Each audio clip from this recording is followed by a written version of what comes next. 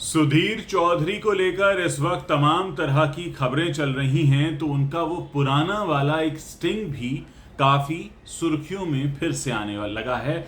जिन लोगों को याद नहीं उनको मैं याद दिला दूं, ये 2012 का दौर था, यानी आज से करीब 10 साल पुरानी बात है। उस वक्त हमारे देश में मनमोहन सिंह की सरकार थी और कोयला घोटाला हुआ है ऐसा सच सामने आया था और इसमें नाम आया था नवीन जिंदल का।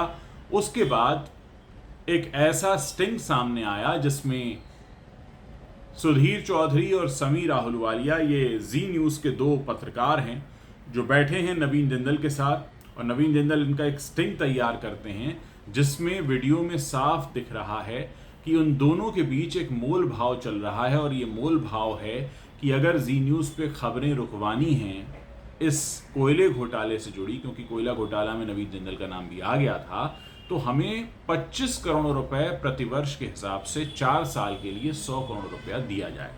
ये स्टिंग सामने आने के बाद 1 महीने तक सुधीर चौधरी को और समीर अहलूवालिया को तिहाड़ जेल में रहना पड़ा था। और ये पूरा जो वीडियो है इस समय इंटरनेट पर अवेलेबल है, कोई भी देख सकता है। इसमें यह भी हमने पहली बार देखा था कि एक चलते हुए न्यूज़ चैनल के 2 ऐसे पत्रकार जो सीधे पहुंच जाते हैं देश के एक बड़े उद्योगपति के पास जिसका नाम आया है घोटाले में, और उससे सीधे मोल भाव शुरू कर देते हैं।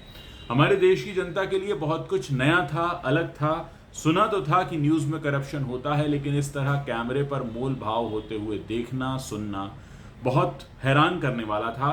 बाद में कहते हैं कि नवीन जिंदल और सुभाष चंद्रा के बीच बातचीत हुई और ये मामला वापस ले लिया गया और ये दोनों जेल से बाहर आ गए।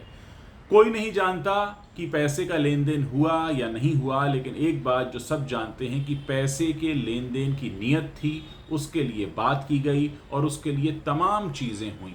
अब सवाल ये है कि इस पूरे सच को जानने के बाद भी एक न्यूज़ चैनल वैसे ही चलता रहा जैसे उससे पहले चल रहा था, यानी कोई फर्क नहीं पड़ा।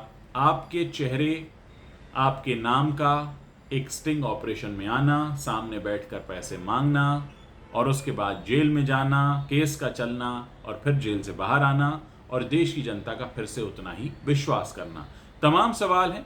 और डेफिनेटली अगर कभी भी सामना होगा सुधीर चौधरी से किसी भी व्यक्ति का, तो उसके मन में ये सवाल आएगा ज़रूर। वो पूछ पाए ना पूछ पाए वो एक अलग बात है। हमारे देश दुनिया समाज में एक दस्तूर ये भी है कि सामने वाला अगर रसूख वाला हो तो उसकी जो ऐसे कंट्रोवर्शियल क्वेश्चंस होते हैं वो लोग नहीं भी पूछते हैं। लेकिन इतना ज़रूर है कि भले ही होंठों से वो क्वेश्चंस निकले ना निकलें, सवाल निकले ना निकले, लेकिन एक बार जहन में ज़रूर आएंगे। अब क्योंकि सुधीर चौधरी का इतना जिक्र हो रहा है तो वो 10 साल पुराना वीडियो भी अब फिर से ऊपर आया है जिसे शायद भुला दिया गया था। लेकिन आज जब स्थिति ये है कि सुधीर चौधरी से जुड़ी लोग हर चीज़ ढूंढ रहे हैं, तो उस स्टिंग को भी लोगों ने ढूंढ निकाला है और उस सच को भी एक बार फिर से कहा जा रहा है।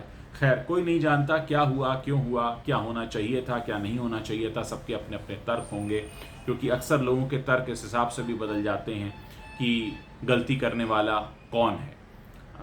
इतना निष्पक्ष होना बहुत लोगों के लिए मुश्किल होता है कि गलती गलती होती है, गलती करने वाले पर निर्भर नहीं करता कि गलती कितनी बड़ी है, क्योंकि गलती की अपनी एक परिभाषा होती है। आप लोग इस पर क्या सोचते हैं मुझे ज़रूर बताइएगा, क्योंकि ये वीडियो काफ़ी वायरल हो रहा है, फिर से शेयर कर रहे हैं लोग, हालांकि उस वक्त काफ़ी शेयर किया गया था।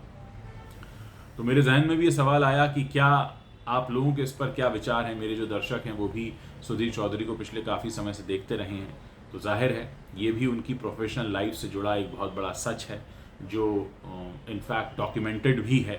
तो आप इस पर क्या सोचते हैं मुझे ज़रूर बताइएगा।